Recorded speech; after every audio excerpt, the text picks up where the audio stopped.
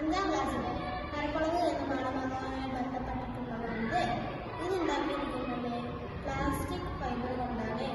നീളം, വീതി, പരപ്പളവ് എന്നിവ എളുപ്പത്തിൽ പഠിക്കാൻ പറ്റിയ പഠനോപകരണമാണിത്. നീളം 10 സെന്റിമീറ്റർ, വീതി 10 സെന്റിമീറ്റർ ആണ്. ഇതിന് ഞാൻ 100 യൂണിറ്റ് സമചലനങ്ങളായി മാറ്റിയിട്ടുണ്ട്.